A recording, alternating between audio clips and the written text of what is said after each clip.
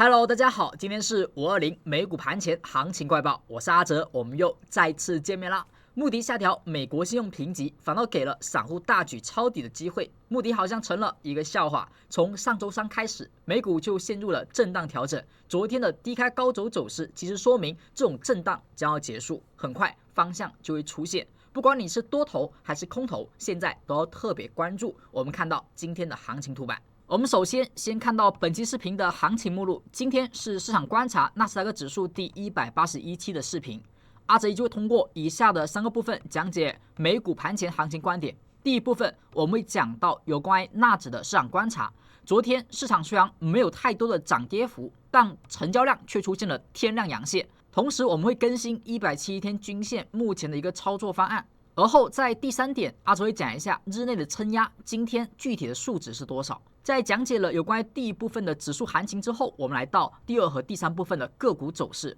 我们会讲到特斯拉、英伟达、半导体指数、阿斯麦、博通、苹果、Meta、MSTR、皮尔提亚、谷歌、微软、亚马逊、台积电等个股的短线分析，希望对您能够有所帮助。如果您是一位新同学，首次观看阿哲视频，阿哲需要做一个提醒，就是阿哲的视频分析的标的会偏多，那么视频时长一般会偏长。如果您不太适应观看一个长视频，那么阿哲的建议是点开我们播放按钮旁边这个3角。阿哲把今天所有的内容都整理成了一个对应的时间轴，您点击对应时间轴，可以快速跳转到每一个相对应的部分，观看您最想要优先得知的内容，以此呢可能会节省您的部分时间。对于所有同学，阿哲唯一想要提醒的是，第一部分指数分析是最为关键和核心的一点，它会影响个股的交易策略，所以第一部分千万不要错过。我们现在讲到所谓的天量阳线。什么叫天量？天量一般来讲会分为阶段天量和历史天量，而最近我们所看到的天量阳线基本都属于一个阶段的天量，当这种量能已经是特别的有异常，所以我们需要把它做一个标记。曾经呢，在这一天出现了一个天量阳线，当时呢，阿哲虽然是看空美股，但是我们说过做空美股需要有一些确定的信号，所以我们给过一个标准，就是这个天量阳线一旦被跌破，不管是直接跌破还是回调之后跌破，只要跌破天量阳线，就属于空方可以明确进场的一个信号。这是在之前这个点位出现天量阳线时，我们给过的一个提醒。而作为多头，如果您看好美股，但是您是一个波段投资者，那么你可以把这种天量阳线作为防守位，不跌破之前，所有的下跌都以调整看待，这是一个天量阳线给到我们的重要提醒。而当时这个天量阳线区间稍微震荡之后，出现了上涨回调，又再次的启动，而目前又来到了同样的天量阳线。这一根天量阳线，它比前期的这一天的量以及这一个稀有长阳的量都要大，所以每一个天量阳线，它的量能都在逐渐的放大。而我们知道，量能释放，趋势逆转。当成交量明显放大的时候，说明趋势将要发生改变。曾经这个位置所出现的量能放大，市场出现了一个震荡盘整，而后再加速。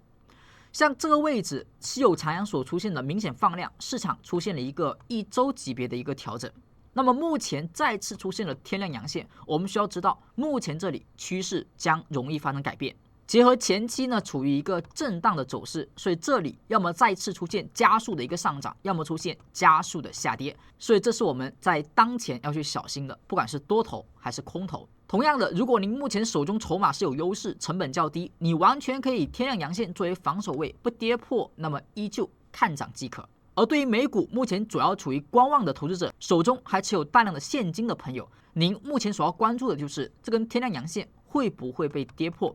我们在上周讲了一些防守位，比如说170，比如说3小顶，但是对于天量阳线来讲，前方的一个防守位相对它的一个优先级会偏低一些，以天量阳线作为目前最关注的一个标的的参照。曾经我们说过，这个位置的2号 K 线为关键的支撑，那么出现天量阳线之后，我们把这个支撑位略微的上调。空头投资者只要关注这个点位，一旦出现阴线跌破，那么我们可以以此作为空方的进场点，而后以天量阳线的高点作为止损即可。反之，如果在天量阳线之后产生的是再次明显的上涨，则说明天量阳线后选择方向向上，那么在震荡后的启动点，我们作为多头的再次买点，也作为观望者或者说阿哲的一个买点。这是天量阳线给到我们的一个提醒。不过这里通过天量阳线还有其他的一个思考。我们知道量能的释放，说明它不只有买方，它同时更加意味着有卖盘的出现，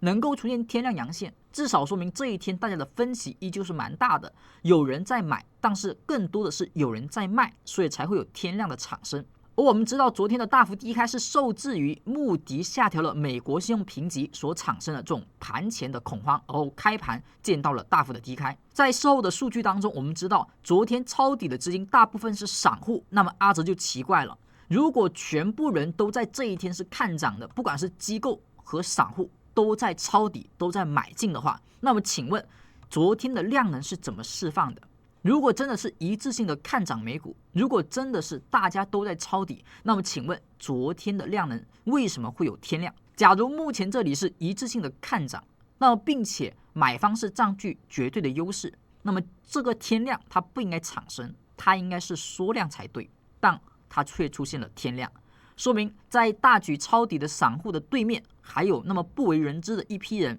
也是在卖出的，所以这是我们要去小心的一点。接下来我们再看到第二点，叫做170天均线 MA 的一个使用。我们刚才说到了，目前关键的2号区间的 K 线上移了防守位，在天量阳线低点。阿哲讲到170天均线呢，是这里要回答一些问题。有同学说，那么目前的股价，我们说过突破170，站上2天的2号 K 线的高点，如果被突破，那么有效则意味着牛市初步的认为回归了，就类似于前期这个170往下跌破2根 K 线之后，第2根 K 线的低点如果被跌破，那么未来的反弹都是做空的机会。而现在也是有种这样的一个局面，在2号 K 线被突破之后，未来的回调则为做多机会。阿哲认为这个观点在天量阳线被跌破之前都是 OK 的，或者说我们依旧用2号 K 线作为参照，在2号 K 线的低点被跌破之前，我都认为回调是买入机会，这个观点是没问题的。那么有同学就疑问了，那为什么阿哲你现在还是在以看空的角度去讲解市场，没有去改变为一个看多的坚定看多的一个解析呢？这里其实有一个很关键的原因，就是哪怕这个位置的市场它走向了多头，走向了牛市，但有一个问题，就是我们说过的1倍的空间的问题。它在突破了2号 K 线之后，离上方的空间目标19475.85离得有点近。我们曾经有说过，一笔交易它是否能够让你赚钱，或者说一个投资者是否能够持续的赚钱，它不在于它的方法的成功率有多高，它是否有80%成功率、90%成功率的方法，而在于它的方法每次买入之后，它的风暴比是否合理。如果在突破2号 K 线这里我去买进，那么这个地方的一个空间其实是不是只有200-300点？那么它的空间其实并不是很大，往左边去看，其实也就比现在高了那么半根 K 线的区间而已，所以它的风暴比相对来说不太合理。你的目标位是这么多，而你的防守位是2号 K 线，甚至呢是170天均线，你的止损会比你的第一目标要高特别多，所以风暴比就不太合理。所以哪怕这里出现了我们认为的有止跌有买点的一个机会，也不太建议在这里直接买进。我们在看到天量阳线之后呢，防守位抬高的同时，这里如果能出现那么一根不错的阳线往上启动，那么才作为一个买点。而如果这根阳线是能够势如破竹的去突破19475.85，那么我们可以直接在这里买进，然后看到哪里呢？看到前高的位置。这个时候我们以19475.85作为防守位去上看20462.26，那么这一个风暴比是不是相对的合理？所以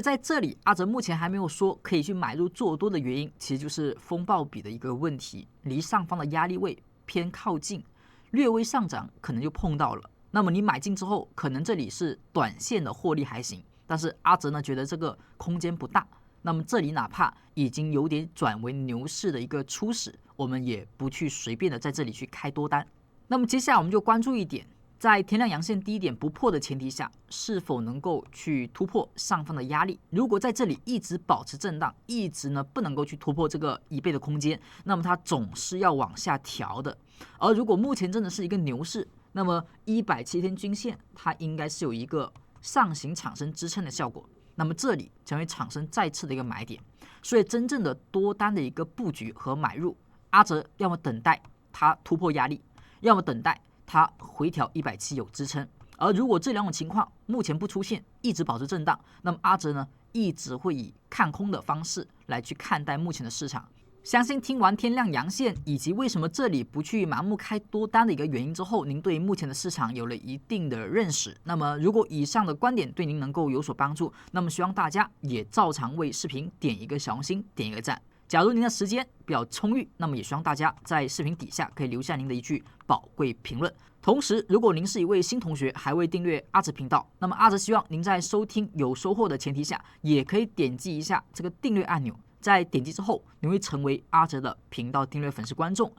同时点开全部铃铛，那么未来阿哲的每期视频、每场直播，只要是公开的，您就可以第一个收到阿哲频道的通知了。感谢您的订阅、点赞和评论。接下来我们来到指数分析的第3个环节，关于日内撑压。今天在日内，我们应该关注哪些支撑和压力位？目前的多空在短线上究竟是谁强谁弱呢？我们看到这一个图表。在这个图表的左侧是阿哲每天盘前会去更新的一些观点和解析，它会比阿哲的视频、阿哲的直播更加提前和准时以及及时。只要您是阿哲频道的订阅粉丝观众，在未来的一段时间内，您都可以在每天盘前收到这一条短信。稍后阿哲也会告诉各位，如果您订阅了阿哲，应该怎么去领取到这条信息。我们先看到这条短信的内容。这是阿哲呢在昨天5月19号美股盘前香港时间5点02分所发布的信息。这里阿哲呢也再次的强调了一个观点，就是目前呢出现了多次的三小顶，所以左侧的风险呢是有的，只是还没有出现明显的确认而已。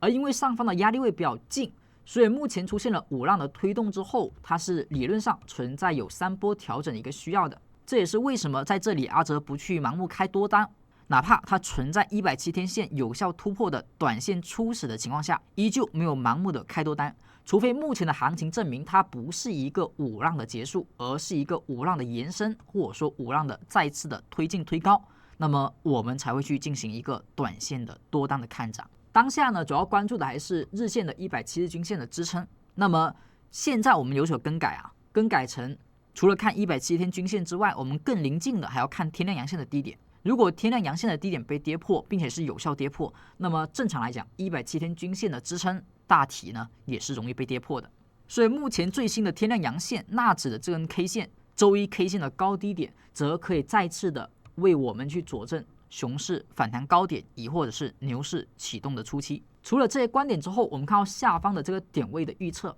阿哲会把纳斯达克指数、特斯拉和英伟达他们日内所关注的支撑和压力位给大家去进行每天盘前的更新。我们先看到这个点位的如何去使用。目前你所看到的右侧是纳指的日线图，在图表上呢有一些 K 线底下是不是有一些颜色？阿哲称其为红绿灯的指标。如果出现的是红灯的现象，则说明阿哲盘前给到的那个标的的日内支撑被收盘价给跌破了。那么跌破支撑，说明空方强势，短线容易继续维持走空。而假如出现的是一个绿灯 K 线，则反之，说明阿哲给到盘前的一个压力位被突破，压力位能被突破，则说明它的多头是比较强势的，容易走多头方向。所以通过这一点，我们就能够明白市场当中短线的多空之间的转换。像这波行情，这一轮行情的走势就属于很强势的多头。在转为红灯震荡了一段时间之后，重新转为绿灯，目前是不是依旧保持在绿灯的状态，多头的状态，还没有出现红灯？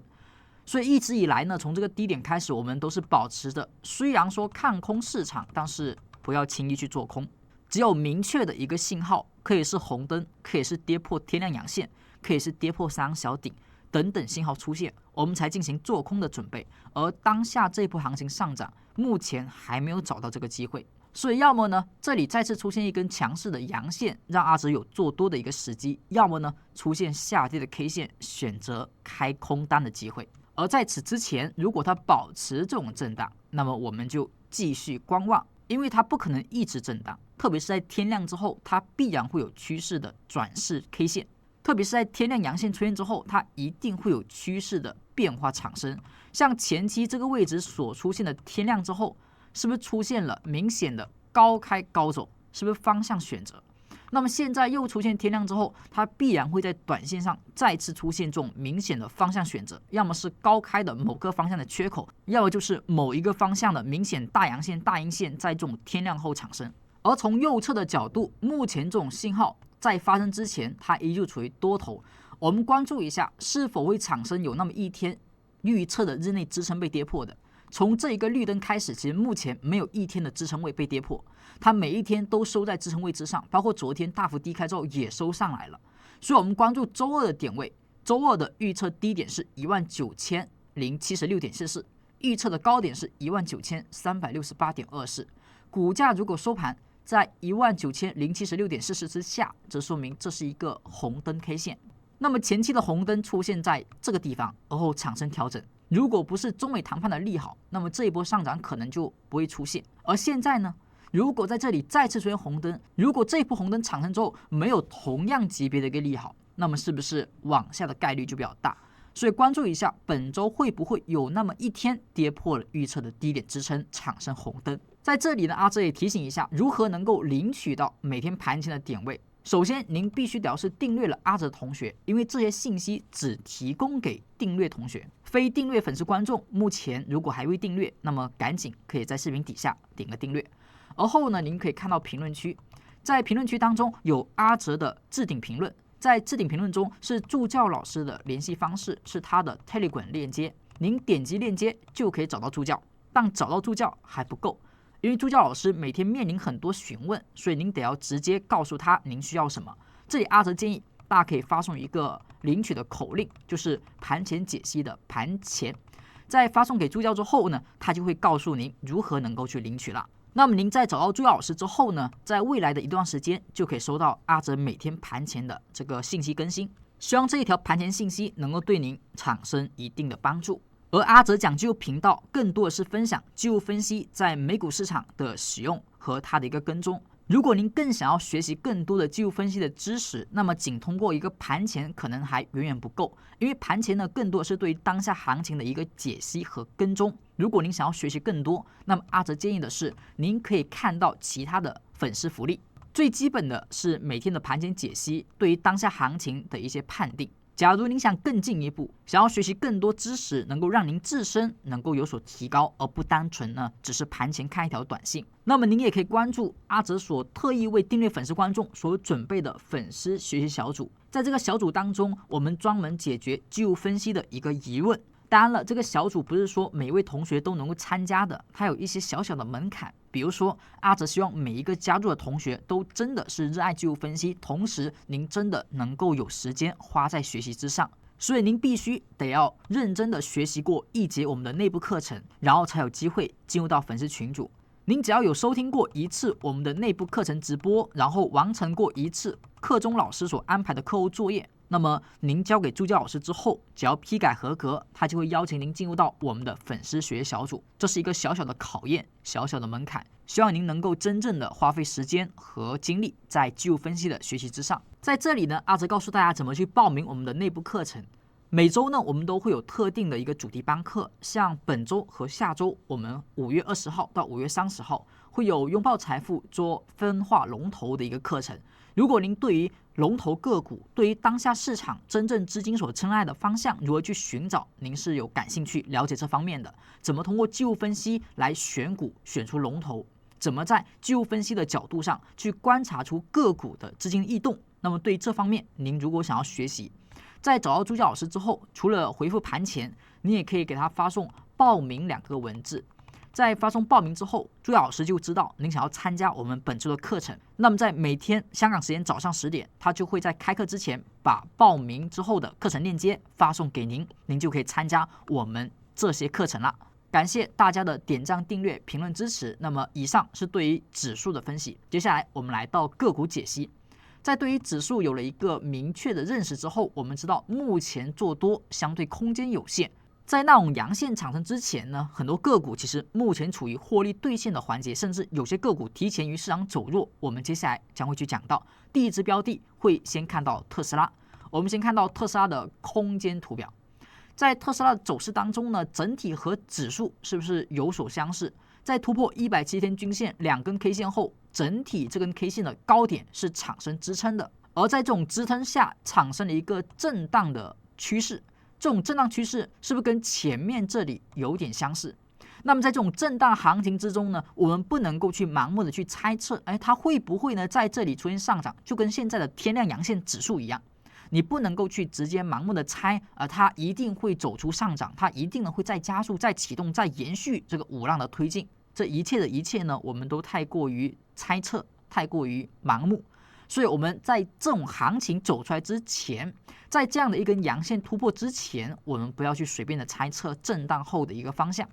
所以在这里，我们整体要关注一下它的风险和它的启动的现象。当下对170均线，它收盘处于4天都在这个高点之上，所以我们认为它是不是有走为牛市回归的这种迹象？那么它自然而然，它不能作为首选的做空标的，这是第一点。当然不是说不能做空，而是说可能不是最好的一个方向。而在确定初次的突破有效之后呢，接下来你要去算的就是它的1倍的空间，它的一个压力位在哪里。那么这呢也可以去看一下。接下来我们看一下小级别30分钟，在上期视频我们讲过，这里是不是出现了一个三角形的整理，上升三角形的整理？而在周一的时候出现跳空下跌，那么指数呢是修复了大部分的失地，但是个股呢它是没有的。特斯拉呢，在大幅低开之后也产生反弹，但反弹力度是不够的、不强的，它甚至最后都没有突破我们在开盘的第2根30分钟 K 线的高点，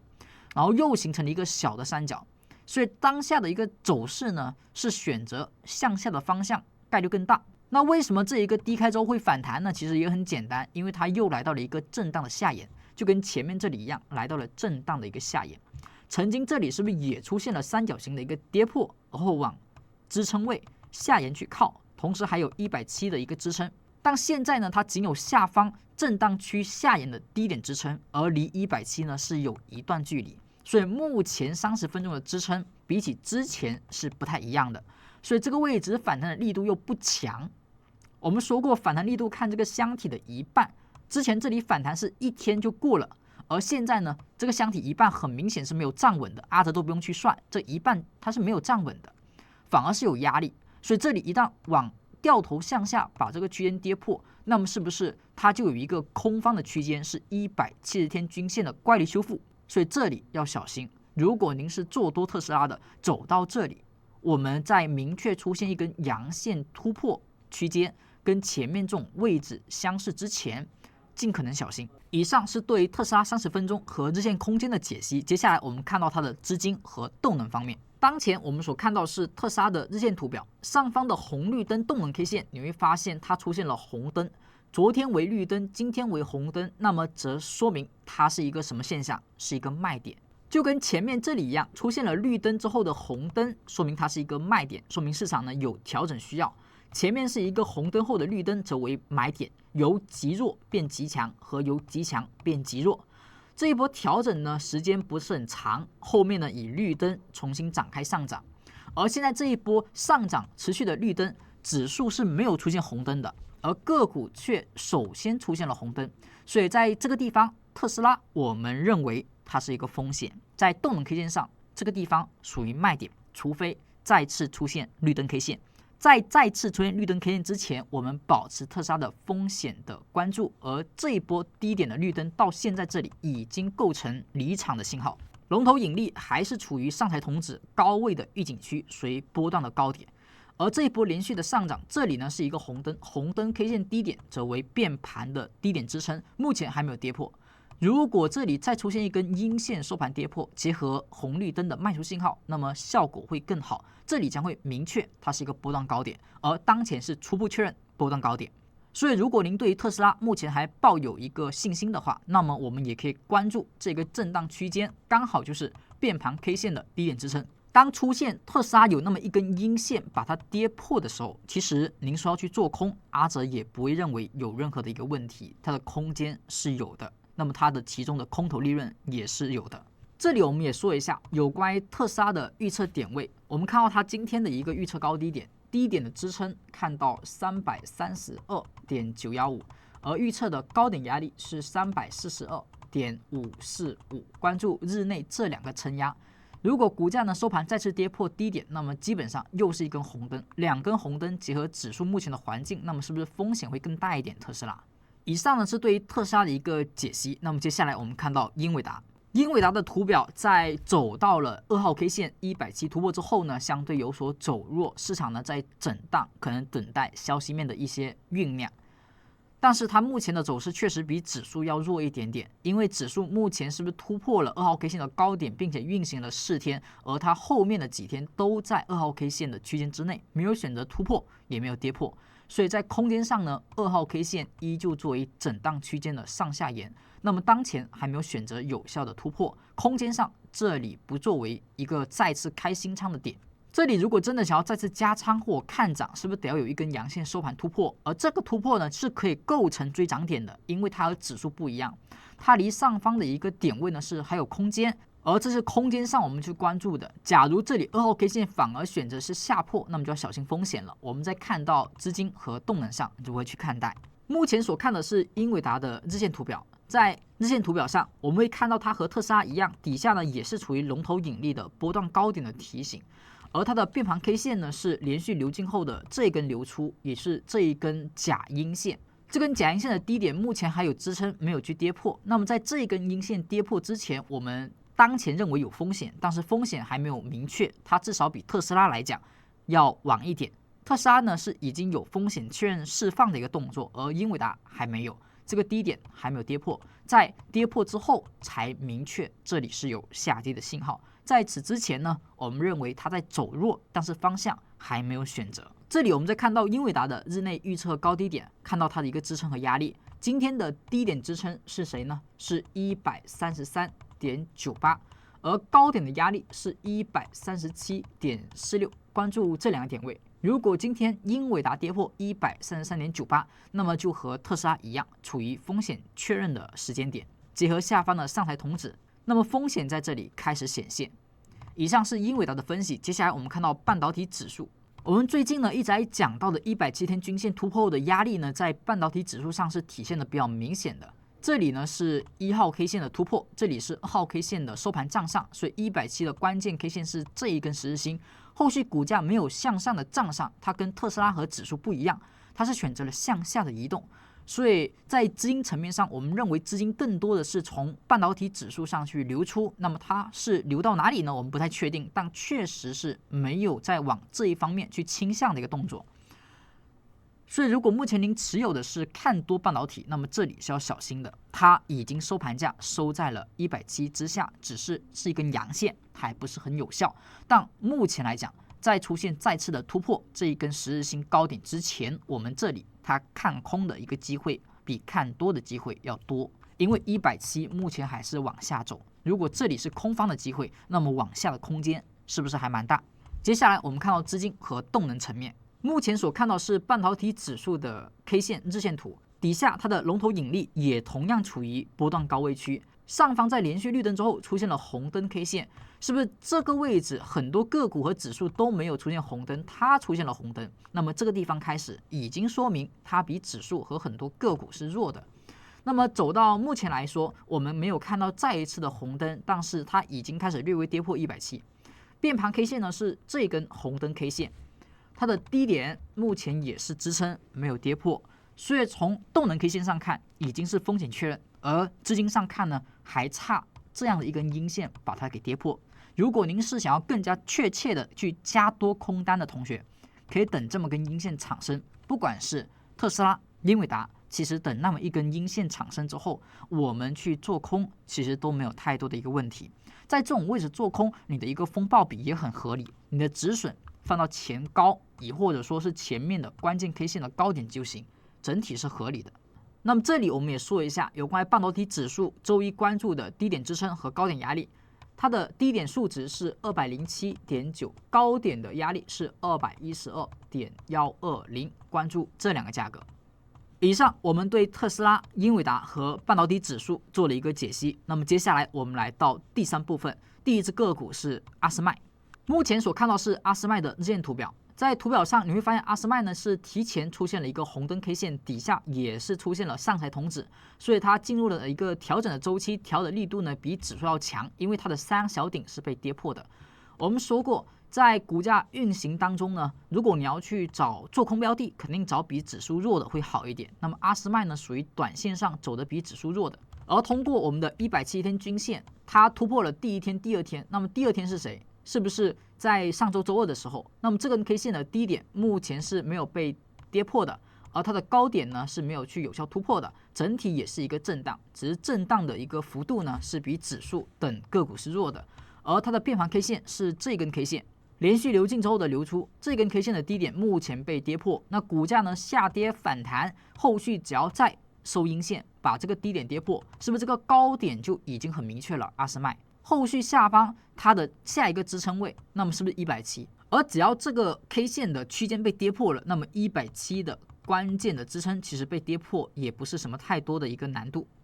它也没有太多的一个难度，这是关于阿斯麦我们需要去关注的。我们也看一下它的今天预测高低点压力，这个位置不能出现绿灯，如果出现绿灯的话，那么对空头来讲不是一个好事。所以我们看一下它的关键撑压，低点的支撑是743.2，高点的压力是755.93，关注这两个价格。下一只个股我们看到博通。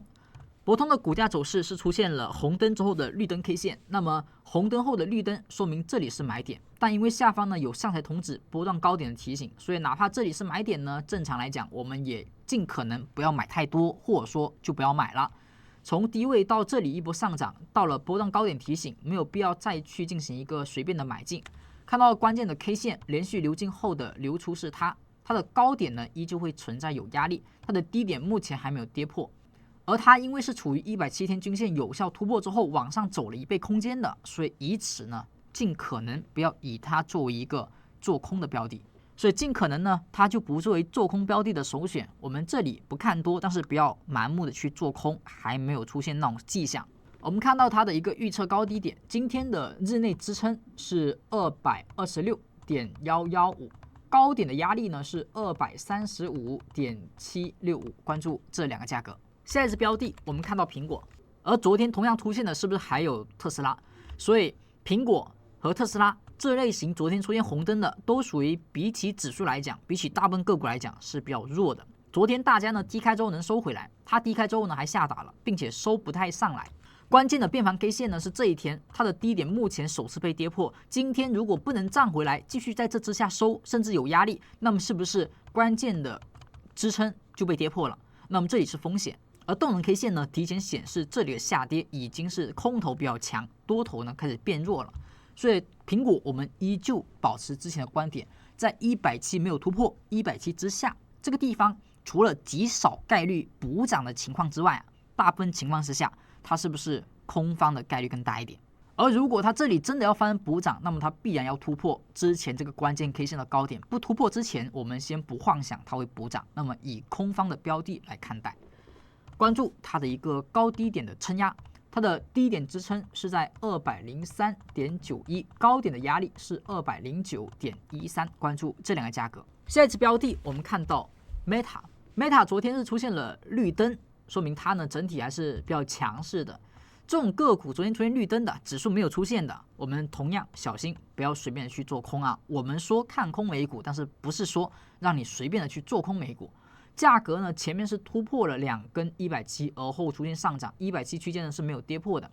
所以在这种个股之下呢，转势之下呢，它不跌破之前的关键区间，你就不要随便的认为它走熊了，它有可能不是熊市。关键的一个 K 线，目前在短线上看是哪里呢？从龙头引力上看是有点偏向高位了，而它的短线变盘点就是这一天连续流进后的流出，这一天的低点目前是没有有效跌破，都是阳线跌破，高点还没有突破，所以这一个绿灯产生归产生，但因为位置相对偏高，所以买不买呢？看个人。阿哲觉得风险是偏高的，同时上方有一个变盘 K 线的压力还在，所以这里要小心它反弹之后再回落的现象，它有可能要去回踩170，确认一下支撑，确认一下之前的这个区间是否有效。接下来我们看到它的一个预测点位，今天呢关注一个低点是634.115，关注它的一个高点压力是649.315，关注这两个价格。下一只标的我们再看到强势个股 MSTR， 昨天我们看到比特币方面呢又出现了一些消息，所以有所影响，再次出现了一个强势的阳线上涨。那么这种上涨是否为买点？我们说了，底下是处于龙头引力相对偏高的位置，所以它这里又还是在一个震荡区间，所以哪怕有绿灯有红灯，它整体还是震荡区间，所以整体呢不以此作为买点。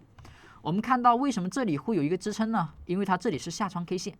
下穿 K 线为低点变盘，这里出现支撑反弹也很正常。所以关注点呢在于这一根 K 线为低点变盘的一个确认与否，是它要突破才行。昨天呢感觉涨得很强，是有绿灯，但是关键的区间是没有突破的，所以哪怕有绿灯，但因为处于风险位，所以也不作为买点。除非今天再次收盘把它给突破，最好是能够把这个平台突破，那么我们再认为强者恒强，再去看涨也不迟。现在还处于震荡，我们关注一下今天的预测高低点。低点的支撑是在403.020，高点的压力是在424.99，关注这两个价格。下面我们再看到 P2TR，P2TR 呢在昨天出现了一个卖出或者说卖空的一个信号，价格出现了绿灯后转为红灯，那么这是不是一个卖点信号？不过这里有点特殊啊，因为它出现了一个红灯之后绿灯再走红灯，我们很久没有说过这个技巧。一旦出现3根 K 线，但是其中是同色中夹着异色，那么连续的闪烁，那么就说明这是一个变盘的提醒。这种变盘提醒会在哪时候开始终结呢？在下一根 K 线，下根 K 线如果是下跌 K 线，则说明这里是变盘下跌；如果是上涨 K 线，这里大概率变盘上涨。所以今天收涨收跌对于 P2T 来讲呢，还是有点关键的。如果收跌，那么是不是延续红灯后的下跌？我们继续看跌。关键的变盘 K 线呢是这一天，这一天目前还没有跌破这根10日线，它的低点还没有被跌破，所以还有所支撑。如果今天继续收跌，把这个支撑跌破，那么是不是顺势的我们也可以往下去看啊？它下一个支撑位应该就是今天了。今天如果依旧收涨，或者说依旧没有出现明显下跌，那么它同时会是一根下穿的变盘。下穿的变盘那一天低点会有支撑，所以呢我们关注一下 P2TR 目前这2天的走势，如果支撑位都会被跌破，那么说明这里开始要走170天均线的回归了。这个空间对于空头来讲还是蛮有诱惑性的。我们看到今天的预测高低点，今天的低点的支撑是123.6，高点的压力是127.05，关注这两个价格。接下来我们看到谷歌。